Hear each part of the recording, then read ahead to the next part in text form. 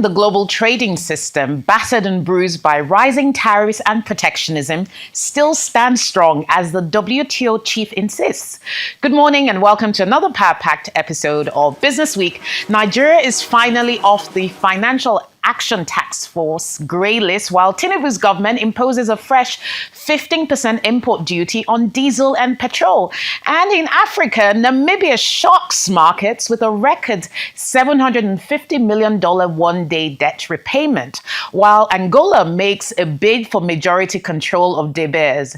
Meanwhile, Donald Trump and China's Xi Jinping strike a rare consensus at the Asia Summit in Busan, with deals on fentanyl, rare earths and lower tariffs on the table. And in Riyadh, Saudi Arabia this past week saw the landmark Future Investment Initiative welcoming world leaders, oil bosses and tech titans under golden domes, all in a bid to rally support for its mega projects and sky-high AI ambitions. In Africa, a fuel blockade forces Mali to shut schools for 2 weeks, while MTN Nigeria bounces back with a stunning 500 billion naira third quarter profit. Now, if you missed all the big business headlines of the week, don't worry, I'm here to help you catch up as always. I'm Rolake Akikube-Filani. As always, we start with a look at global energy commodities. Brent, we saw a week-on-week drop in the major global crude oil benchmarks. Brent crude was down week-on-week by 2.49%. We're seeing some moderation in market anxiety and trader anxiety following the tentative, some would say, trade deal that was struck between Donald Trump and Xi Jinping over the trade issues between both countries. So markets reacted and Brent was down week on week. WTI North America, of course, down as well by 2.75% week on week. But gas was up by 25.93% week on week, while RBOB gasoline was up by 2.59% week on week. Let's take a look at equities markets from around the world. We start, of course, with Nigeria. Of course, the NGX All Share Index has had a fantastic year. It's risen by almost 60% now, year to date now. But week on week, the index was down by almost 1%. And with the number of deals up by 2.03%, and the volume of deals and value of deals were also up week on week, although market capitalization did fall slightly week on week to close at 97.82 trillion naira. Let's take a look at stock markets from across the African continent now. A relatively good picture, except, of course, with the Johannesburg Stock Exchange was down by 1.09% week on week, but Accra, Nairobi, and Nairobi especially holding very strong, rising by almost 5% week on week. And of course, Casablanca also rising by almost 1% week on week.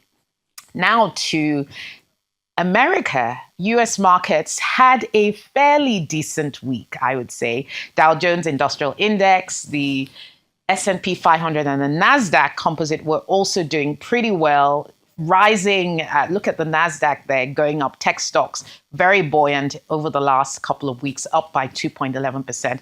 Perhaps trade tensions easing between China and the US may have something to do with that, but we'll talk about that a bit more later in the show. First, before we get to that, let's take a look at my top picks from around the world. Now, the big news here is that you would have seen in the papers that Nigeria is finally off the Financial Action Task Force grey list.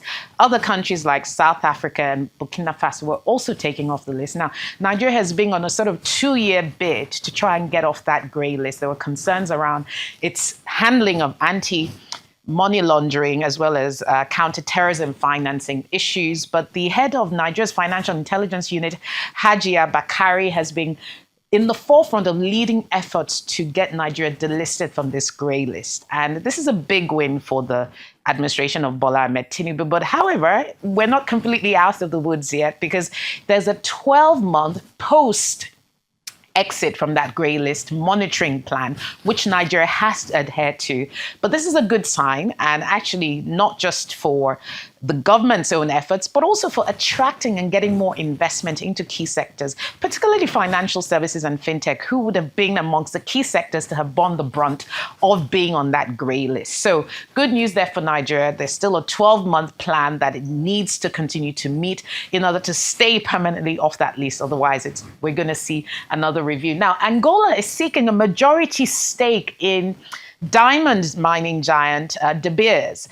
As you may know, Anglo American owns an 85% stake in De Beers, and the Botswana government owns a 15% stake. Now, Angola, through its state-owned diamond mining entity, Ndiama, wants to bid for Anglo American's 85% stake. That stake has been up for grabs. A process was launched by De Beers to sell that stake since June last year. Now, the Botswanan government has a right to preempt any potential acquisition and has stated that it wants to increase its share, and it's a question of national economic sovereignty. But Angola here seeking more investment, and De Beers is trying to build its footprint in the Angolan market. So actually, Angola winning this bid through Ndiama, the state-owned held diamond miner in Angola, could be a strategic one for the country. But Botswana, let's see how that goes. Obviously, this would be a major geopolitical boon for the whole of the Southern African region in any case. And it's worth bearing in mind that Botswana represents about 70% of De Beers' total global diamond mining output. So this is a very strategic deal, and I'm sure the Botswana authorities will be watching how this process pans out. But Angola and Botswana are not the only bidders. Other countries and other entities from other emerging markets like India are also looking at getting a foothold in Botswana's diamond mining business through bidding for this stake, and the outcome will be known over the next couple of months. Norway's sovereign wealth fund, the world's largest sovereign wealth fund, valued at just over $2 trillion, has posted a record third quarter profit of about $103 billion. We're seeing a growth in profit in the third quarter by about 5.8%. Now, about 70% of the sovereign wealth holdings are in equities, and of the total amount it holds in equities, about 40% are held in US tech stocks like Meta, Google, and so on. And so the CEO of the Sovereign Wealth Fund in Norway is saying that actually the AI boom is really responsible for some of the value accretion we've seen for the Sovereign Wealth Fund. So this is good news. Can they maintain that profit trajectory? Let's see. Recently, Norway was sort of at loggerheads with the Trump government over its plans to reduce its holdings in Israeli stocks, Israeli-linked stocks, over some of the issues it had around the conflict in Gaza. But yes, good news for Norway's sovereign wealth fund, and a real poster child of management of sovereign wealth funds around the world. Namibia has made a record $750 million one-day debt repayment. That's a record for Namibia. Now, Namibia repaying that 10-year Euro bond, which it issued in 2015, is a good signal about its ability to service debts. Worth bearing in mind that that $750 million worth of debt was serviced by a combination of a debt repayment sinking fund, a sort of reserve for debt repayments. About $400 million of that $750 million came from that sinking fund. And the balance of about $300 million came from domestic borrowing. So one of the impact we're seeing of this debt repayment is that we've seen a shift away from external borrowing to domestic borrowing. Now, there are concerns around whether this repayment will allow Namibia to continue to do and invest in infrastructure and all the other developmental things that the country wants to do.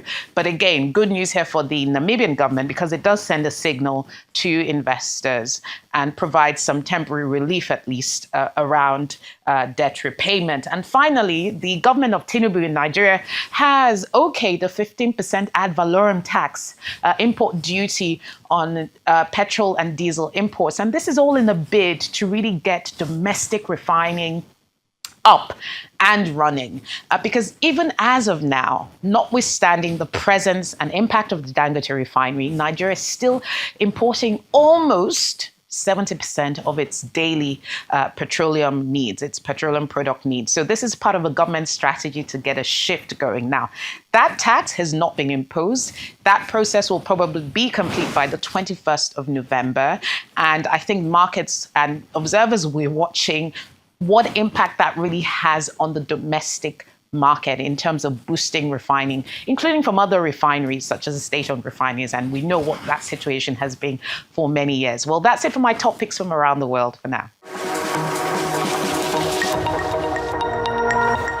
Now, let's take you to some of our top stories from elsewhere around the world. China and the US have reached a consensus, and consensus in quote, following a meeting between President Donald Trump and President Xi Jinping at the APEC summit in Busan, South Korea. Trump said China agreed to combat fentanyl trafficking and that the rare earth issue had been settled. He also announced the US would lower tariffs on Chinese goods from 57% to 47%, and that China committed to purchasing massive amounts of American soybeans, sorghum, and other farm products.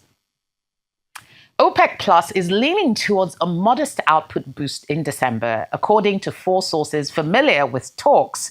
After years of production cuts to support oil prices, the group, which includes Russia and Saudi Arabia, began easing those curbs in April.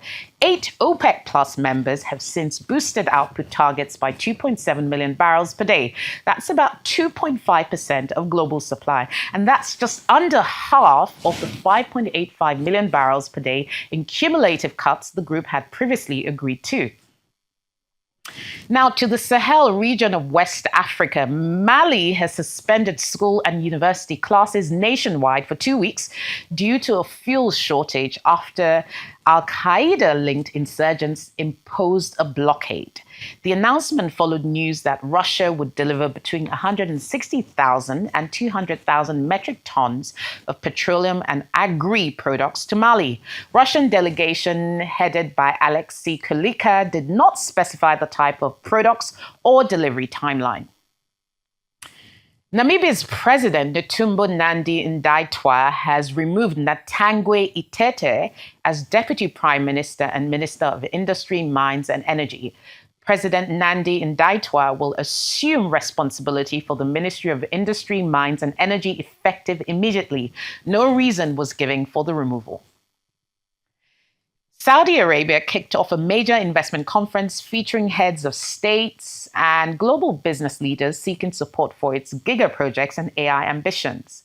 The Future Investment Initiative, which Arise was very much present at, took place around a fragile Gaza ceasefire and regional tensions, with the kingdom facing pressure to prove its economic transformation isn't just hype.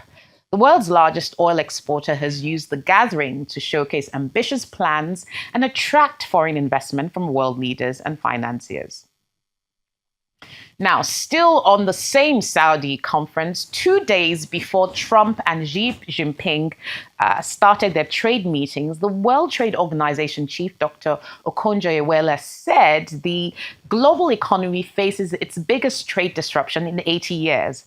Despite tensions, economic resilience offers reason for optimism, according to the DG of the WTO. She spoke to Arise correspondent Vimbai Mutinri Ekpeyong in Riyadh.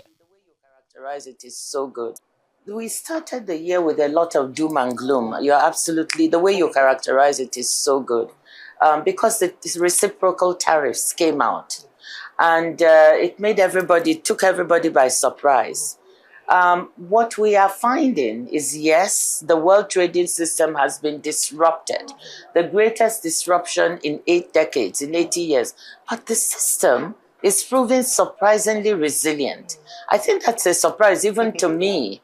When they did the analysis, because we have a methodology to analyze how much of world trade is actually going on WTO terms. Prior to the tariffs, it wasn't 100%, it was 80%.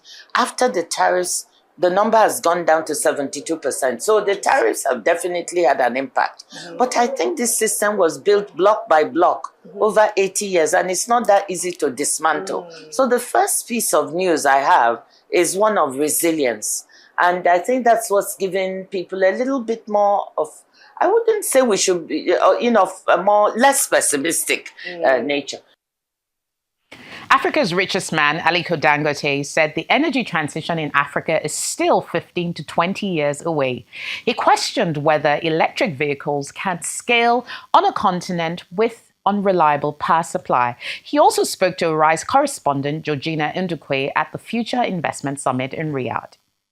I believe in energy. I don't really believe too much in energy transition. It will happen. Okay. But for us in Africa, really, are you saying that we should go and have electric vehicles right now when we have 600 million people that they don't have power, they don't have electricity.